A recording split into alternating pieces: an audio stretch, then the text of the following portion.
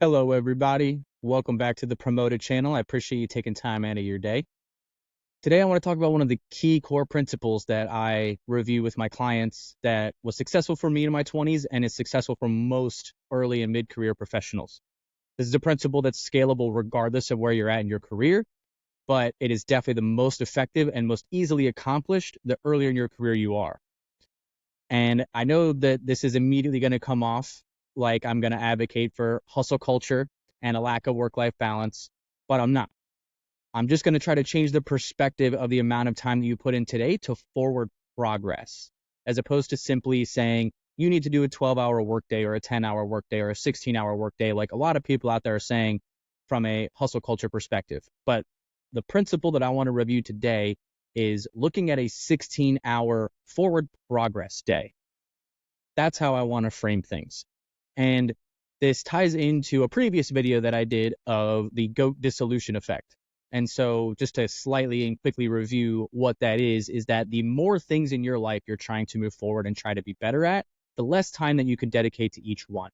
So assuming you've narrowed your scope down to what you actually want to improve, what you want to invest time in, and this is not just talking in a professional manner, but also on a personal, familial, relationship, friendship, all aspects of your life perspective. You know what the 3, 4, 5, 7, 10, 15 things are that you're going to do. The less that you're going to do numerically, the more time you can dedicate to each one. But I would like to put forward a proposition of 16-hour productive forward progress days, 6 days a week. Most people can sustain this, especially when you are building in time to live along the way. And that's what this is about. And so this isn't 16 hours of nose to the grindstone. You obviously have time that you need to spend with family, time you need to spend with friends. You have things that are non-negotiable. And here's the thing.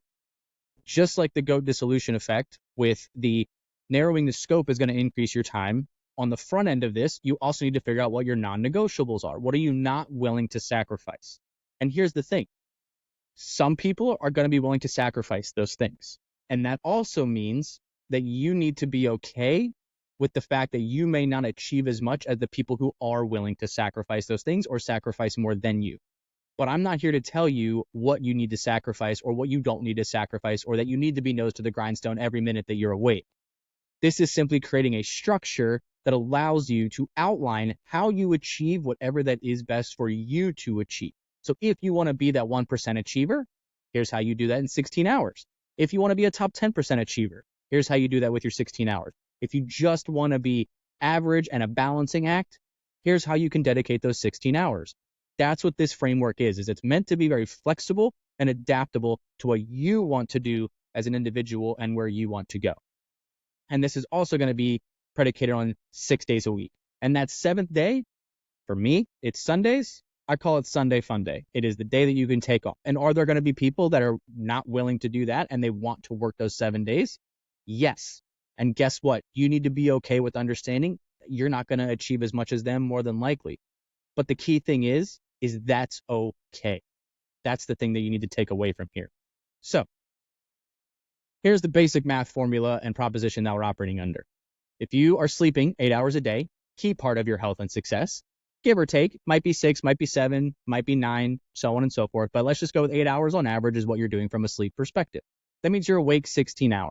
So in 16 hours, you need to accomplish all of your forward progress objectives, either on a daily basis or across time. So I do a mixture of both of these. So I look at what I need to do on a daily basis, non-negotiable, and then also what my buckets are per week. So if I have 16 hours a day, 6 days a week, then that puts me at 96 hours of waking, working, functioning, forward progress time. So I have the promoted gig. I also have my primary job. I also have family. I have fitness. I have personal growth and leadership development that I'm trying to do as well, because I am not done in my personal career. I am currently at that director level within the corporate ladder, and information technology is my background. And I am absolutely trying to get to C-level, trying to be intrapreneur and entrepreneur and have these things intermingle and figure out if I am best as a number 1 and number 2 and number 3, kind of where I actually provide the most value in my end game result. I haven't quite decided on that factor yet. So I'm doing all of this in my 16-hour days. Now, immediately, if I have my 96 hours that I have to operate within here, I have roughly an hour to an hour and a half a day that is going to be dedicated to cooking and family time. So that immediately takes away a chunk of that time. So if we go to the extreme of an hour and a half, even if we round it up to 2 hours just for simpler math, so that puts me at 12 hours. So that puts me at 84 remaining that I'm not spending with family and not spending cooking. So in those 84 hours, I could do 2 full-time jobs and then have almost an hour a day, about 45 minutes a day for working out, which is about what I do. But I'm not quite putting 40 hours into both endeavors. My full-time job is getting 40 to 50. Promoted, not quite that, because I also have to spend time for my personal development, personal growth. And this might be reading books. It might be listening to podcasts. It might be simply conversing with other professionals and other network people, and also servicing clients and things like that. That falls into the promoted bucket. So I look at the end of my week, and really those are my 3 top tier buckets that I try to do. Am I getting 40 to 50 hours into my primary job? Am I getting 12 hours with family? And is the remainder being dedicated to fitness, family, and promoted progress across the board and my personal development journey? I don't have a lot of things I'm trying to do. I'm trying to develop leadership skills and business skills, trying to stay fit, spend time with my family, progress my career. I have 4 things that I'm dedicating time to, and you can see how very quickly still my 96 hours gets chopped up. And so that leaves Sunday to either be some spillover if something happened in the week and caused me to pivot, then I can do it on Sunday, but it might only be a few hours. Or in an ideal world, I can look at the end of the week and go, I hit all my milestones. I hit everything I was looking to do. And so now I can sit here and move forward. And so what this did for me, just to give some perspective and some actual numbers to this. So if I look early in my career, so I started in IT directly in high school. So I started out at Geek Squad at $12 an hour. A year later was at $12.72. Then 6 months after that, I was at $18 an hour IBM. 7 months after that, I was at $42,000 a year. So that's about another $6,000 raise. Then a year after that, I was at 63. A year after that, I got to 87. And then a year after that is when I broke 6 figures. And so if you add up all of this time, I was able to achieve 6 figures in the same amount of time that my friends were getting out of college. I was about 22, 23 when I broke that 6-figure threshold. And this is something that how I achieved that was really, it was 60 to 70 hour work weeks. Now, I was just gung-ho on my career and developing skills within IT. That was the key development that I was doing at that time. I was single. I didn't have kids. I didn't have a family. I didn't have responsibility. I literally would do 2 things in my life, or 3 things in my life. I spent time outside, I worked, and I played video games. That's it. Going outside and playing video games was the time I spent with my friends. I moved away from all of my friends, so I had to make new ones in a new location I was in. But you can do that math there, that from 17 to 23, I went from $12 an hour, that was $24,000 a year, to quadrupling to over $100,000 a year. And then from there, here's the thing. IT is an interesting industry to where at that point I had achieved engineer status, which is kind of the top technical status. And so from there, you can either become more and more of an expert to kind of work your way to that top 10%, 5%, 1% talent, or you can break into leadership. And so from there, I spent the next 4 years becoming that top team lead, senior expert in the technical realm. And then I started to break into leadership from the team lead and then management and then directorship. And that's where I'm at now. And through that, I continued to develop leadership skills, continue to be coached and mentored others, reinforce my philosophies, learn more a lot about business. And so this was done, like I said, through 60, 70, 80-hour work weeks consistently.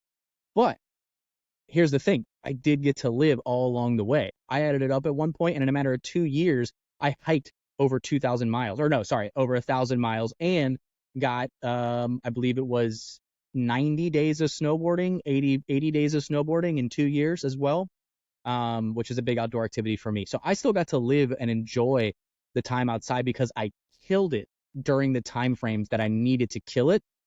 And then I knew I could comfortably go off the gas pedal and relax because I knew that I earned it. And here's the thing. I could have done more. That's what's even crazier. And so it's consistently that I am still, now that I'm in the leadership side, one of, if not the youngest person in the room making the business decision. I always was from the technical perspective. Especially once I was an engineer at 22, 23, I'm in the room with people that are in their 30s and 40s who I'm sitting there that are 10, 15 years my senior, picking out the smartest guy in the room. And so going back to just the sheer math and numbers, that was doing 60, 70 hours, sometimes 80. I just advocated for 90, 96 hours at 16 hours a day, 6 days a week. You subtract your 12, like I said, for me at 2 hours a day for family, food, necessity, etc. And now we're at 84. And so that's something that is sustainable. I promise you it is, especially if you enjoy it. I've been doing it now, again, since I was 17. I am now, how old am I? 32. So I've been doing it for 15 years. It's very sustainable. Are there times where you are dragging your knuckles on the ground? Absolutely. And most days, are you sitting there lively as long as you slept well, you did your recovery, you took care of your fitness, you're really taking care of you as a human? Yes. So for those people that say something like this is not sustainable, it all depends on where your passion is and redefining your perspective. You can hear, I need to work 12 hours a day or work 16 hours a day, because that's actually how I talk it to myself about this, is that I have 16-hour working days. I'm reframing this a little bit more public to say 16-hour forward progress days, because people have this negative conception of what work is. Work must be something that's dreadful and terrible and something that you don't enjoy. And that's just not true. It is not factual. Everything in life is work. There is no such thing as passive income unless you really want to count just interest in a savings account. It is degrees of activity in which you are earning income. And the thing that you have to really factor in is that you aren't going to sit there and be an overnight success. You're going to appear to be.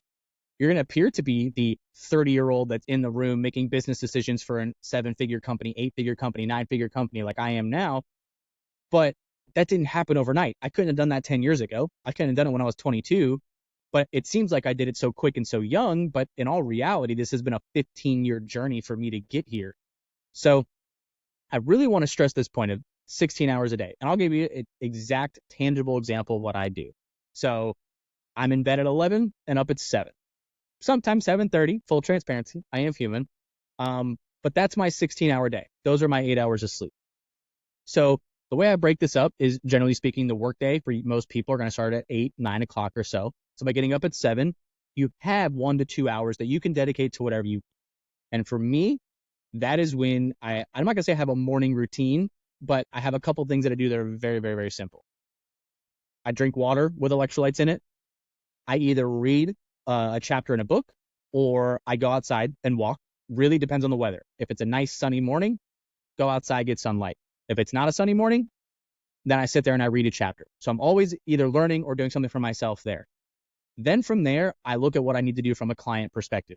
Look at what I need to do for promoted. Look at what I need to do from a content, check email. Just really try to line out my day for the remainder of that time. Then I kick into Pomodoro cycles. So I do Pomodoro cycles where you're working focused, then you have breaks. So I do cycles of 53 minutes on, 17 minutes off. So this is 70 minutes. I break it into 9 Pomodoros per day.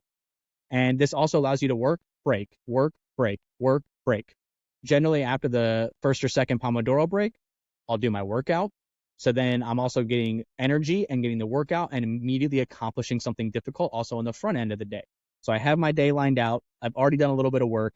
Then I go and work out. Then it's lunchtime. And then I knock out the remainder of my Pomodoro cycles. The 9th Pomodoro cycle typically ends around 6, 7 o'clock. That's when I do dinner. And then from there, I can make the decision of how to spend the rest of my evening. I'll take the 2 hours to cook, spend time with my wife, spend time with the family. And then from there, I either go, hey, I need to go back to work. I need to learn this thing. I need to do skills. Or, you know what? I actually was really efficient today. I got everything done I needed to get done. I knocked out my milestones. I'm going to spend a couple extra hours with the family. I can make that judgment call on any given day. And this also makes it for the family a lot more absorbable when you do have to work those nights, because as long as you are actually balancing it and you are making accurate and honest judgments, then you're going to come out on top at the end. So that is genuinely how I do my 16-hour day. And when you really boil it down, it's like, oh my God, you could sit there and say 16-hour workday sounds miserable, but I built in self-care. I built in fitness. I built in 2 to 4 hours of family time. I get breaks every single 53 minutes. So every 70 minutes, 17 of them are off. So it's about a 4-to-1 ratio of working to not working. Is that really that bad? Like, I challenge all of you to give this a shot and see how much more productive. As long as you actually have your day lined out and your objectives lined out of what you need to do for that day, I promise you, you will notice your efficiency, your energy, your accomplishment, every single aspect of your life will get better, and you'll realize that this is sustainable. So that is my challenge to you. That is my proposition. 16-hour days of forward progress is what the 16 hours is dedicated to. 6 hours a day. Line it out, map it out. You start this out by preventing the GOAT dissolution effect. Understand the amount of things and what your scope of forward progress is. Create your buckets of how your time is going to be aligned per week, and what are your non-negotiables that you are not willing to sacrifice.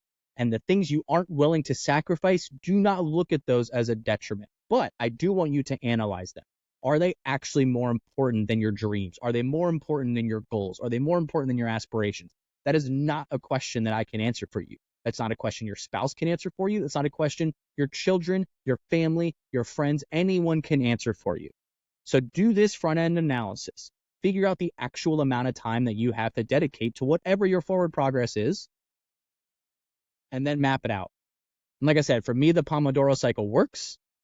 For you, it might not. So you might need to figure out your overall productivity hacks. That will be a different video that I do.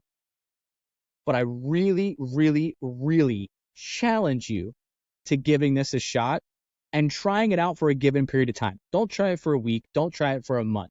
I think at minimum, try it for 6 months, preferably do it for a year. If you can try to dedicate 16 hours a day to forward progress in everything for a year, your life will be changed. Again, I know money isn't everything, but I quadrupled my salary in 5 years.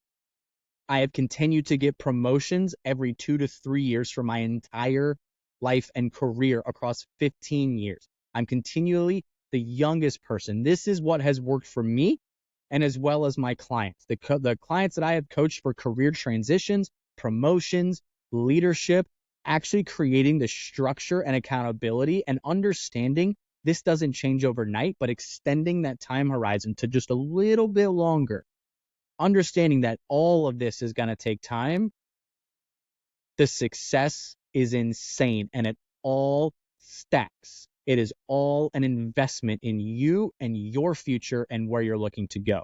Don't let me or anybody else tell you what you must do or what you can't sacrifice.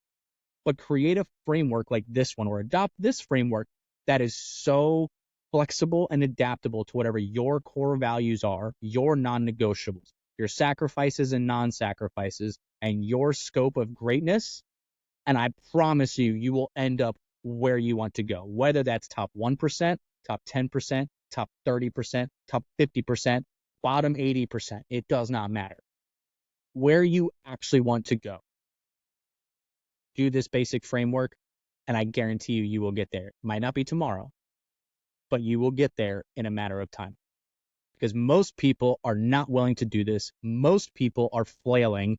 Most people are just trying to keep their head above water and are not thinking about tomorrow or 6 months or a year or 5 years from now.